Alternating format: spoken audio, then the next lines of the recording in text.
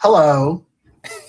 Welcome to Family Matters with the one and only Kevin Peterson. We're sponsored by the one and only Jaywalker, but we're doing this on Tuesday just because schedules get hectic and all kinds of stuff. So Stuff happens. Life happens. To the best of our ability ish. But Kevin, how are you? I'm well, Jay. I am well. 35 years. I know, right? I mean, yeah, May 5th. May 5th. Cinco de Mayo. So, got sober in Southern California. That's how well things were going, Anytime you have something like that, my first question or thought that pops in, and I'll just ask it, is why waste May 5th? Why didn't you just say one more day, Kevin, and do May 6th? I asked myself that. You must have been a real alcoholic. Yeah. Well, yeah, but that's how bad things were. I came in whimpering, I came in, I tried to do, I was like, I'm going to party it up. And I was like, I'm going to die. I had tried that weekend to get sober. I had a therapist put the whammy on me a week or two before, and I was doing that sort of, okay, tomorrow. It's going to be tomorrow, And then I followed the previous weekend. I was like, I'm going to do it this weekend. I'm going to do it. And I went to a friend's wedding, and you know what? I had a fucking beer, and I felt miserable. I just felt like, oh my God. I'm never going to this is never going to happen. My life is going to see shit for the rest of my life, And so May 5th, the next day was May 5th. And I was like, that's it. I quit. I can't, yeah. And I used to be like, oh, I just walked right in and did it. I don't know why these people keep relapsing, and I had to admit that a year before that, I had a friend of mine that was like, hey, I want to work out with you. She was a trainer. This is 1990. And she's like, you need some help. You've been putting on weight. You're smoking, and I want to help you. I'm like, okay. And she's like, let's meet tomorrow morning. I'm like, okay. Bring a notebook. Okay. Sit down at a coffee place. And she's like, okay, write this down. Number one, you're going to write down everything you eat. If it goes in your mouth, it goes on the paper. I'm like, okay, cool. And she's like, number two, no alcohol for 30 days. And I was like, huh? And she's like, no alcohol for 30 days. And I'm like, why? She's like, I want you to see how much you're going to lose weight. I mean, it's so much, calories. I was like, oh, all right. And, I survived like 10 days smoking weed every day. Okay. And I went down to Southern California to see some friends and go to some concerts. And I was just like, that's over with. And the Radiators is who I went and saw from New Orleans. And they were awesome. So the Radiators. Yeah, man, you look them up. They're the best. And so then like a year later, when I really got sober 100% for real, I saw her, and she was like, hey, how you doing? I'm like, oh, I'm good. I got sober. She's like, yeah, I'm happy for you. She's like, hey, remember last year when we started working out together? I'm like, yeah. And she said, remember when I said, don't drink for 30 days? I'm like, yeah. She's like, I did that because I wanted you to see that you couldn't do it. And I was like, oh. And she's like, I'm a member of Al-Anon. And it was the only way I could bring it to her. And she's like, and you blew by it. You were just like, whatever. And she's like, you were not ready to hear anything I had to say. I'm like, right, got it. My bad. So how about that? Yeah. But, I'll tell you, like what you and I were talking about before we started the show, and I have another funny anecdote to tell you about. I moved back down to Los Angeles from Palo Alto and I walked into work Monday morning, 8 o'clock, in the president's office at the University of Southern California. And my friend Liz King, who was Yeah, the junior secretary of college? the president. Yeah, something like that. It's like it's a vocational school, typing and shit. Um, you know, you know, they have a lot of Heisman trophies and national championships, but yeah, at junior college, yeah. Now that they And joined the Big Ten, I will respect USC. So okay. Anyway, so she had offered me a job to get me on my feet, and I walked in, and she's like, "Look." I walked into her office, and I was like, "Liz, I don't know if you know this, but I never really graduated from USC." And she started laughing, and she's like, "Oh, Kevin, I'm the secretary of the president." I looked your stuff up immediately. I know you did. You have a 1.1 GPA. I mean, it was all world, baby. And so she's like, "Look, I'm calling in a favor with every department. We're going to get you back on track. You got to get a job, because if you get a job, school's free. But and then once you get a job, then we got to get all the academic departments to give you one more chance. And the fact that you're sober and trying, so you stay sober, and I'll do everything in my power to help you." I was like, "Okay." And she goes, "First things first, right now, I want you to run over to the athletic department and see my friend Ron." I'm like, "Okay." I thought it was a job, And I walked in. I'm like, "Yeah, I'm going to work in the athletic department." The cute girl at the front desk, who I ended up dating for a while, and she's like, "Come on." And she walks me into his office, and he stands up, and he looks just like me. And he's like, "Hi, my name's Ron. I'm alcoholic. Can I take you to a meeting tonight?" And I was like, "Yeah." And he took me to the Brentwood Men's Stag at 8 p.m. on 12,000 San Vicente Boulevard, in the church upstairs in the back on the second floor. And I walked in, and there were 100 guys that were hooting and hollering and yelling and throwing shit and having a great time. And I was like, "I can do this. I can do this." And that was my first introduction to my AA, and found a sponsor, and, just kept showing up and participating. And it's been the greatest thing that ever happened in my life. I mean, literally, it saved my life. There were a series of people that saved my life. My dad was one. Liz was one. There was a therapist that all were like, "Go here, go here, go here." Okay, I'll go. So that's the quickie version of. that's pretty impressive. 35 years. Yeah. So funny story. Yesterday in our clinical, or like our leadership meeting, our CEO Steph was talking about how a big thing for us. We can talk about this. A big thing for us at Jaywalker is that these guys are coming in on with cannabis psychosis. And it's really, some families are like, yeah, whatever. I smoked weed, no big deal. And other people are like, he's schizophrenic, and we've been medicating the hell out of him, and nothing's working. And so we spend a lot of time working our way through that. And so Steph is like, "Hey, this is going to be my mission now. I'm going to start talking about this. I'm going to go to conferences. I'm going to go really lecture on the concept of cannabis psychosis, et cetera, et cetera." And that this other woman in the leadership team, she's like, "Yeah, you know what you should title it? This isn't your granddaddy's weed." And I was like, "Hold on." I take offense to that. Because I was thinking, it's like your dad, it's not the stuff your dad was smoking. And I interrupted the meeting. I'm like, wait a minute. No, not. And they're like, "Oh no, Kevin, you could easily be a granddaddy." And I'm like, "That's not funny." Well, sometimes you just get faced with reality by accident, So yeah. Sometimes you realize, they're right. It is powerful. It is not your grandpa's weed anymore. So, well, it's a whole new world, and it does create psychosis, and it's destroying these guys. And a lot of these guys, their brains aren't even fully developed yet.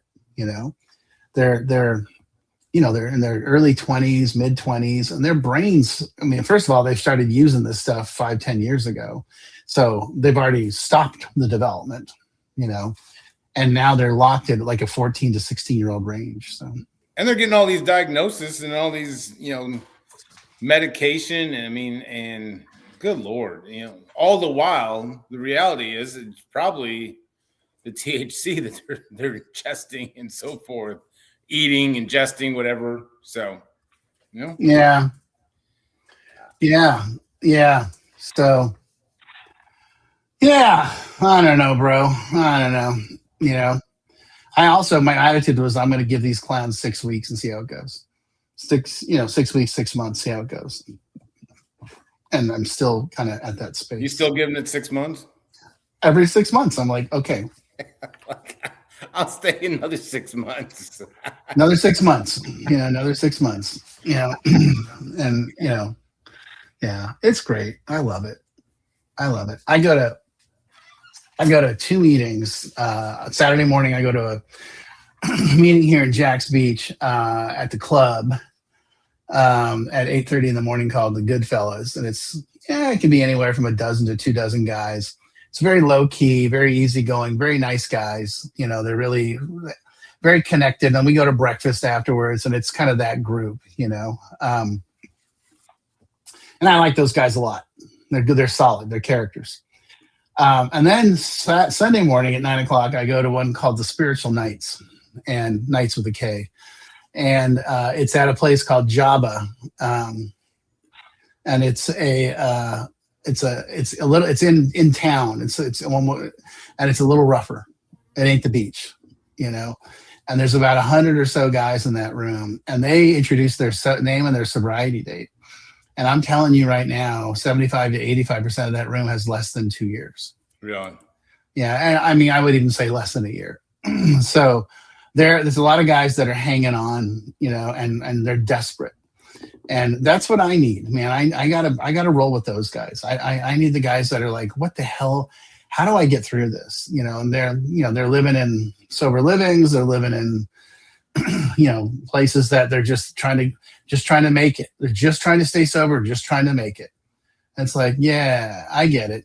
And I'm part of the group, man. They've given me a nickname and they got me a chip, and shit like that. So I loves it, Jay. Well, in Tennessee, you don't say your sobriety date. You just introduce yourself. And I'm not a big fan of this because I need everybody in the room to know that I have 17 years. And so I found myself working that into, I have several years of sobriety, but, it's amazing how ego kind of creeps into it. So, who cares if you're not sharing your sobriety date, but.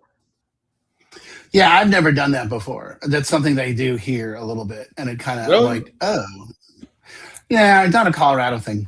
Definitely not. All I really know is Texas, and so that's where I got. But yeah. And it helped me. It's all how you view it and how you're raised, like any kid or something. But like I knew when I was new, I appreciated because I kind of knew who to kind of talk to and kind of hang out with, and lo and behold, those are the guys that 30 plus years, and I got 2 or 3 years, and I'm going to coffees and breakfast and dinners with, and I needed that in my life. So I guess it all comes down to communicating, and one of the biggest things I've found that I'm not you go from Texas where everyone knew me in Dallas to a new place, and like I just want to be known, like I want invites to all these, but you gotta talk, you gotta converse. You can't just magically just show up. Yeah, man, you gotta stick your hand out. You gotta get in the middle of the boat. Well, sometimes my boat is sinking. Sometimes I just have a canoe, Well, so get in the middle of the canoe. Go saddle up to the other guys in the canoe and just say, hey, man, I need some help. That's I'll tell you, the hardest thing about staying sober is asking for help, and just no matter who you are, no matter what you are, you got to ask for help. And well, 35 years, amazing. I'll catch up to you one of these days. I'm closing in fast. I'm closing in fast. So, All right. We do this to the best of our ability. We answer questions, calm fears, try to stump Kevin. maybe make you laugh here and there. But anyway, we got one that I want to get to, and it's kind of I don't know if people, I think they really just want to they just think this is a question, but some of these questions I honestly ponder for several days. And it sounds exciting. Well, I actually overanalyze sometimes. So sometimes it's just as simple. So talk to my sponsor about some of my overanalyzation. But so we have a wife. Husband is in the throes of addiction. And she ultimately here's paraphrasing. I'll do the best job. So she obviously is not in love with the person that he has become within this addiction. And it's making me wonder, questioning whether I ever loved him to begin with, because he's always been, recreational drug use and drinking. I find myself kind of fantasizing about him getting sober and who the guy that he would become. Yeah. Is that just a true fantasy? She's realizing, am I just chasing a fantasy version of my husband and he'll never get to that point? Well, great question. It makes you think. Yeah, I mean, I really get it. I totally get it. I understand where she's coming from. And the reality is that we can't answer that question. Is the person that you're in love with there? I mean, I think initially when you first met him, you probably fell in love with all the good parts of him. So I'd like to say, sure, there's some really great parts about him there. The problem is that the bad parts have taken over, and right now you can't see it. And I get that. Oh my God, I totally get that. I mean, I've heard that a few times, back in the day, and it's like, I really love you and you're really fun to be with, but I just never know who's going to show up, if they're going to show up, and I'm like, yeah, I know. And then, okay, here's the answer. You got to work on you. But I know you don't want to hear that. And I know you're like, that doesn't answer my question. Yeah, it does. You're still focused on how do I get him sober. That's not the question. The question is, how do I take care of myself in this process? How do I deal with this? And I would tell you, get a good therapist that understands addiction and trauma and codependency and start doing that work. And then I would highly recommend some 12-step work, CODA, Codependents Anonymous, Nar-Anon, Al-Anon, whatever works for you. And you can buy the books and just check them out yourself, whatever. I mean, but I think that's going to be your best bet because, one of the things I always say is you can't expect the alcoholic or addict to do something you're not going to do. Like any good leader of a corporation or a team or anything, you have to be the change, not wait for them to change and then get mad at them for not changing. You have to be the change, and you have to lead. You have to lead by example. And when you do that, it forces them to pay attention because you're changing the system. And when the system changes, they have to change or they won't be part of the system anymore. A long answer. It's such a long-winded answer, but that's really the truth, And that's what happened to me. It's what happened to you. My parents were like, we love you, but you're out. And until you get sober, just no. Negative. And I was like, oh, they're going to play this game again. They locked it up, man.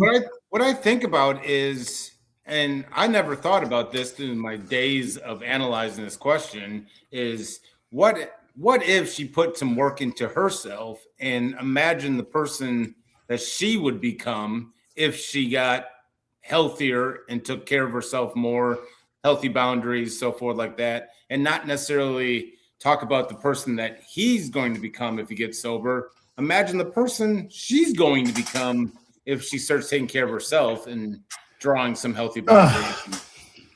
So You know, You have a different way of looking at it. You make me think, Kevin Peterson. sorry. I hate to be that way. Yeah, I I know. know.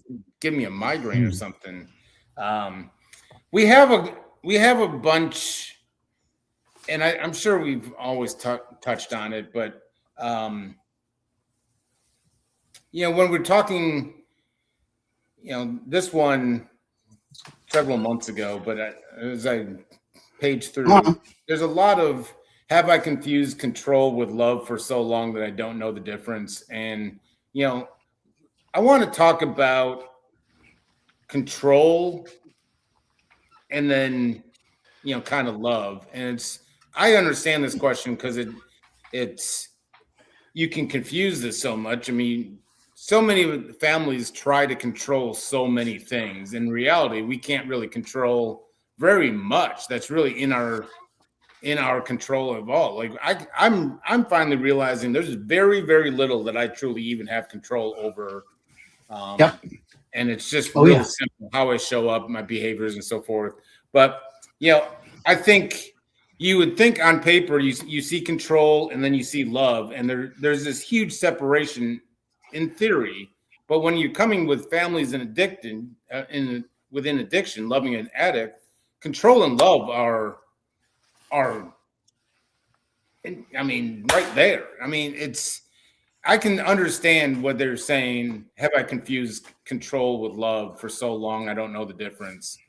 Like, Can you touch on the whole just control when it comes to families in addiction and kind of love? Well, sure. So control, I mean, here's kind of the best thing I've ever heard and sort of believe in is that help is the sunny side of control. And by that, I learned that in Southern California. By that, what I mean is that, if you were to ask the person that asked that question, they're like, well, I love them so much. I just want to help them. I got this last night from a family. I just love them so much. I want to help them. I'm like, yeah, here's the thing. It's help when he asks for it.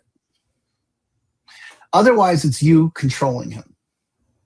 And you may be coming from a loving space. You may be right in how to deal with whatever's going on. But he didn't ask for your help. And if you really love someone, you're going to allow them to learn stuff on their own. Loving someone is not protecting them from making mistakes. That's not love. Love is about saying, I'm here for you even when you make mistakes. And you're going to make mistakes, and it's okay. I made mistakes. Don't worry about it. But, I'm here when life knocks you down and you get back up and you're like, God damn, how did that happen? I'm going to be right here like, hey, I love you. Let's go, Tiger. Next, let's do it again. And maybe we learned something. Maybe there's something there, But if you want help, I'm happy to help, but you're going to have to ask for it. Help is the sunny side of control. Control. How about that, huh? Well, and in general, the controlling and kind of the quote unquote helping often interferes and kind of takes away consequences, which ultimately is the greatest motivation for change. So that control, I see it happen, is trying to control consequences and, things that, bad credit and legal, record or jail or, reality is like there's three outcomes: jails, institutions, or death. And you're hoping for two, jails or institution, because death, from my understanding, you can't come back from. So, well, one guy did, but that's evidently supposedly. Yeah, no. Duly noted. Yeah, but no, it's. I mean, it's the overwhelming theme when any family that I talk to is, what are you trying to control? And they're like, well, geez, where do I start? And half of it, they don't even realize they're trying to control. Right. Well, they're trying to get to an outcome, and that's what they're doing. And the problem is, it's the outcome they want. And that does not, I mean, I know it's hard to believe, but that's not love.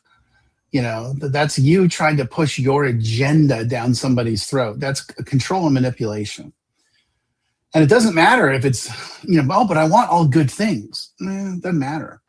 It's still inappropriate. They have to learn how on themselves, and the best thing you can do is just be there and cheerlead them and be like, hey, either way, I love you. You're cool with me. And have good boundaries. I'm sorry, but I'm not willing to put up with that. I love you. I'll always love you, but I'm not going to put up with that kind of behavior. It's tough. Yeah, well, it is.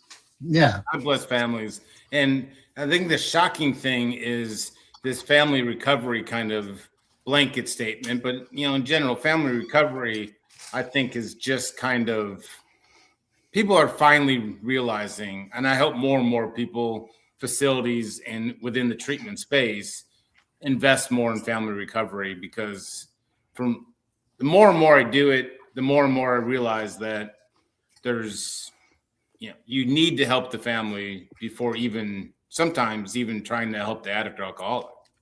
So. Oh, it's helping the family is the best way to help the addict alcoholic.